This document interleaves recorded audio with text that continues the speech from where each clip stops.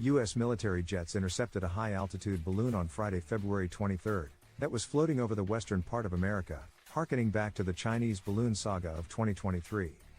News.com has learned that the balloon was not a military threat, but is reportedly a hobbyist balloon.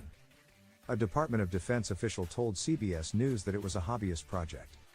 The Federal Aviation Authority said the balloon did not pose a threat to domestic aircraft. The balloon floated between 43,000 and 45,000 feet and was eventually intercepted over Utah. NORAD did not shoot down the balloon after determining it was not maneuverable and did not present a threat to national security. NORAD said it would continue to track and monitor the balloon. NORAD is a joint military command center charged with defending the airspace over the US and Canada. The balloon is large but is carrying a small cube that is about 2 cubic feet and is hanging below the balloon. The following a southeastern trajectory and is believed to have crossed over Georgia on Friday night.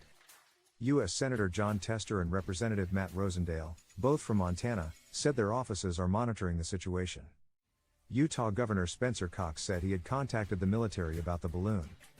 The incident will recall last year's geopolitical incident when a Chinese military balloon was spotted flying over the United States, ramping up tensions that eventually resulted in U.S. Secretary of State Antony Blinken canceling a planned visit to Beijing. The 2023 balloon contained sophisticated spying equipment, but Chinese officials said it was only gathering weather data. The U.S. military eventually shot down the balloon in a safe location off the coast of South Carolina on February 4, 2023. China's foreign ministry said the balloon had deviated from its planned course and accused the U.S. government of overreacting to the incident. The U.S.-China relationship has since recovered slightly, and Blinken visited China in June to smooth relations and build collaborative bridges on certain issues like climate change. The balloon did not transmit any information back to China, and it ramped up the military alertness levels, with the U.S. military proceeding to shoot down other similar objects in the following weeks. The balloon also created a media frenzy as it traversed across America because it was a visual and easy to understand representation of the fraught relationship between Beijing and Washington. American officials said the device was only one of a handful of Chinese military balloons, with other similar objects being discovered flying over 5 continents.